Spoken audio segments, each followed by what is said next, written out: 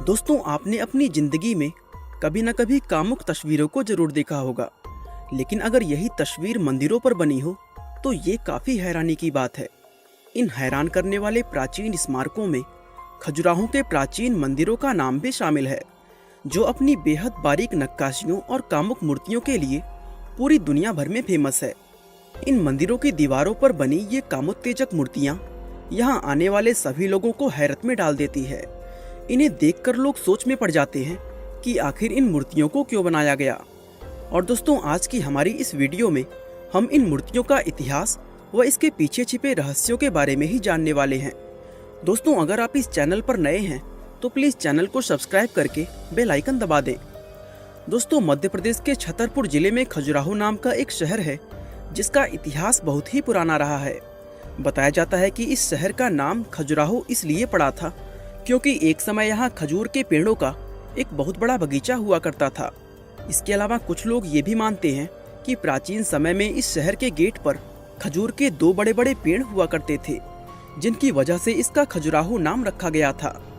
वैसे सही कारण चाहे जो भी रहा हो, लेकिन ये बात तो साफ है कि इस शहर के नाम का कनेक्शन खजूर के पेड़ से ही है। हालांकि इस समय की अगर बात करें तो आज ये शहर अपने नाम या खजूर के पेड़ों की वजह से नहीं, बल्कि यहाँ मौजूद कामुक मंदिरों के लिए पूरे दुनिया भर में जाना जाता है। दरअसल खजुराहो में हिंदू और जैन धर्म के कुछ ऐसे प्राचीन मंदिर हैं जिन्हें भारत की सबसे खूबसूरत और सबसे प्रसिद्ध ऐतिहासिक विरासतों में से एक माना जाता है। इन सभी मंदिरों को एकत्रित रूप से खजुराहो स्मारक समूह का नाम दिया गया है।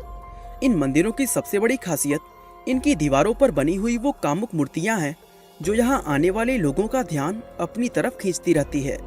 साथ ही ये मूर्तियां पूरी दुनिया को ये दिखाती है कि भारत की प्राचीन मूर्तिकला कितनी बेहतरीन हुआ करती थी। इन मंदिरों के महत्व का अंदाजा इस बात से लगाया जा सकता है कि साल 1986 में यूनेस्को द्वारा मंदिरों के इस समूह को वर्ल्ड हेरिटेज साइट की सूची में शामिल कर लिया गया था। अब यूं तो भारत में और भी बहुत से ऐसे मंदिर मौजूद हैं जहां कामुक मूर्तियां बनी हुई दिखाई देती हैं, लेकिन किसी भी मंदिर में वो बात नजर नहीं आती जो खजुराहो के इन मंदिरों में है।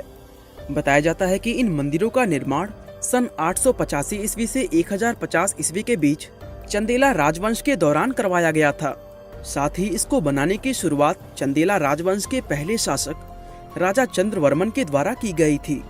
यही वजह है कि आज इन मंदिरों को बनाने का पूरा श्रेय राजा चंद्रवर्मन को ही दिया जाता है। आपकी जानकारी के लिए बता दें कि राजा चंद्रवर्मन चंदेला राजवंश के सबसे महान राजा माने जाते हैं, क्योंकि 8वीं सदी में उनके द्वारा ही इस राजवंश की स्थापना की गई थी। दोस्तों, उस समय उनके इस साम्राज्य को बुंदेलखंड नाम दिया गया था। आज के समय के हिसाब से देखें तो राजा चंद्रवर्मन का ये चंदेला साम्राज्य यमुना और नर्मदा नदियों के बीच बुंदेलखंड से उत्तर प्रदेश तक फैला हुआ है। दोस्तों, चंदेला राजवंश के सभी शासकों को कला से बहुत प्यार था। यही वजह है कि अपने शासनकाल में उन्होंने इन खूबसूरत मंदिरों का निर्माण कराया था। इन सभी मंदिरों का निर्माण होने में लगभग 165 सालों का समय लग गया था। इस दौरान चंदेला राजवंश के शासक जरूर बदलते रहे, लेकिन मंदिरों के निर्माण का कार्य इसी तरह चलता रहा।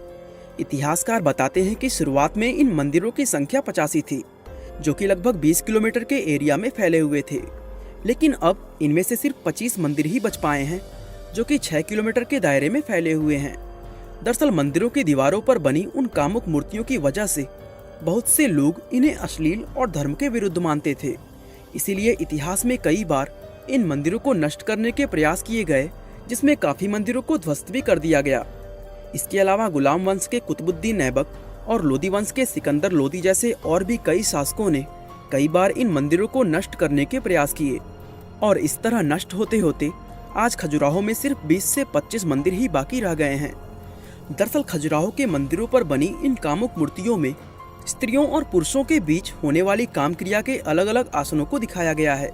इन दीवारों पर कामसूत्र के अलग अलग आसन बड़ी ही खूबसूरती और कलाकारी से प्रदर्शित किए गए हैं।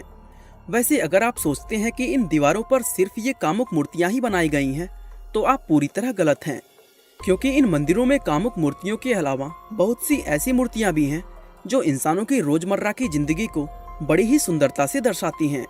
अब समाज की अगर बात करें तो मंदिर पर बनी ये कामुक मूर्तियां उन्हें काफी अजीब और अश्लील नजर आती है, और बहुत से लोग इन मूर्तियों के होने का कड़ा विरोध भी करते हैं। वैसे देखा जाए तो ऐसा होना स्वाभाविक भी है, क्योंकि हम इंसानों के बीच सेक्स हमेशा एक गुप्त क्रिया मानी जाती है। ऐसे में मंदिर जैसी पवित्र जगह पर खुले रूप से इस तरह की मूर्तियों का होना कोई आम बात नहीं है। अब ज्यादातर लोगों के मन में ये सवाल आता है कि आखिर इन मंदिरों की दीवारों पर इन मूर्तियों को क्यों बनाया गया, और अगर ये मूर्तियां समाज को कोई खास मैसेज देती हैं तो वो मैसेज क्या है। दोस्तों, मंदिर पर इस तरह की मूर्तियां बनाने का मकसद क्या था, इसका एक सटीक जवाब किसी के पास नहीं है। हाँ, लेकिन दुनिया के कुछ अलग अलग विद्वानों के द्वारा इन मूर्तियों के बनाए जाने के पीछे अलग अलग कारण बताए जाते हैं। तो चलिए हम इन मूर्तियों के बनाए जाने के कुछ प्रसिद्ध कारणों के बारे में जानते हैं। पहला कारण, दोस्तों, खजुराहो के मंदिरों में इन कामुक मूर्तियों को बनाने का सबसे बड़ा कारण एक पौराणिक कथा से जुड़ा हुआ है। इस कथा में बताया गया है कि काशी के रहने वाले एक प्रसिद्ध ब्राह्मण राजपुरोहित हेमराज की बेटी हेमवती बहुत ज्यादा सुंदर हुआ करती थी। एक दिन शाम के समय हेमवती एक तालाब में स्नान कर रही थी कि तभी चंद्रमा यानी चंद्रदेव की नजर हेमवती पर पड़ गई। तालाब के पानी में भीगी हेमवती के सौंदर्य को देखकर चंद्रदेव उसी पल उन्हें अपना दिल दे बैठे। वह चाहकर भी खुद को रोक नहीं पाए और अपना रूप बदलकर तुरंत हेमवती के पास पहुंच गए। उन्होंने हेमवती को पाने के लिए उनका अपहरण कर लिया और उन्हें अपने साथ जंगल ले गए।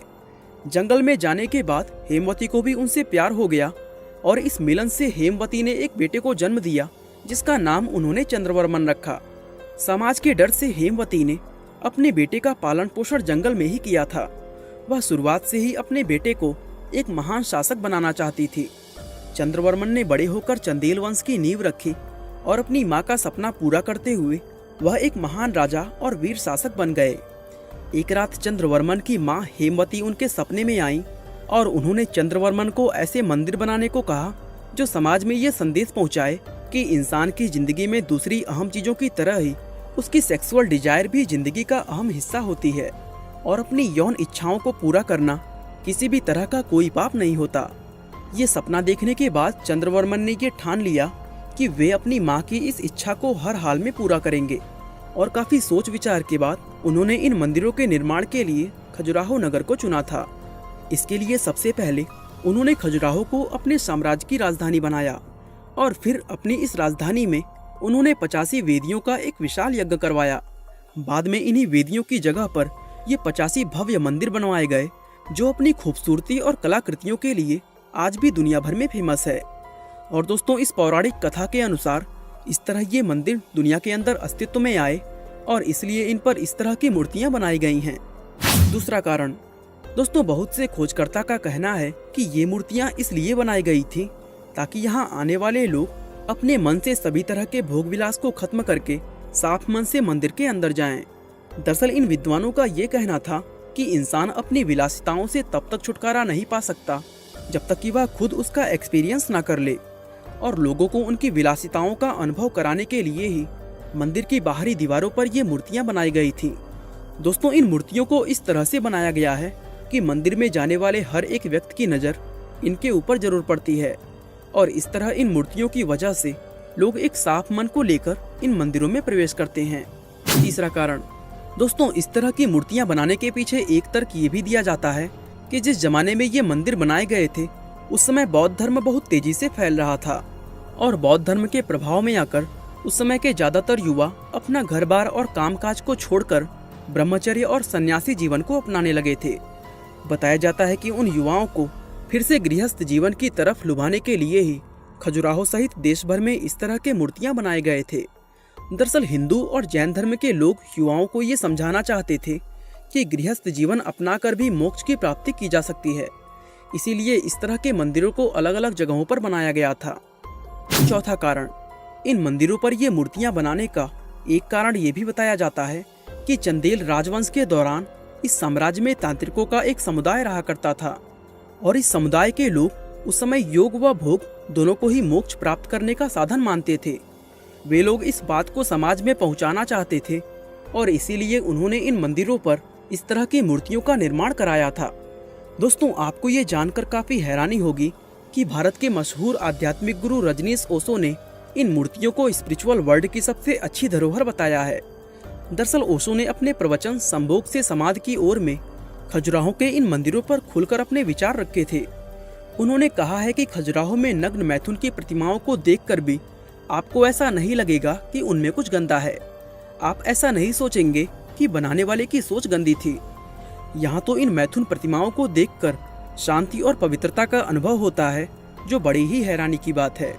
ओशो ने कहा था कि जो लोग अपनी वासनाओं पर काबू नहीं रख पाते, उन्हें इन मंदिरों को देखने के लिए जाना चाहिए, क्योंकि उनका ये मानना था कि मंदिरों की दीवारों पर बनी इन मूर्तियों को अगर कोई इंसान ध्यान लगाकर सिर्फ घंटे भर देख ले तो इससे उसकी वासना हमेशा के लिए खत्म हो सकती है। वे इन मूर्तियों को मेडिटेशन का सबसे अच्छा ऑब्जेक्ट मानते थे। इसी तरह दोस्तों, अलग अलग लोग खजुराहो के इन मंदिरों और मूर्तियों को बनाने के पीछे अपनी अलग अलग राय और सोच रखते हैं।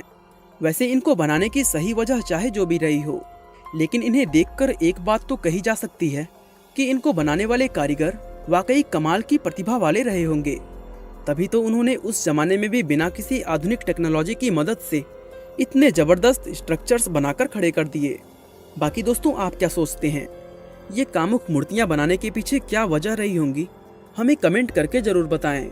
बाकी आज के लिए बस इतना ही। वीडियो अच्छा लगा तो लाइक, शेयर और चैनल को सब्सक्राइब करना बिल्कुल ना भूलें।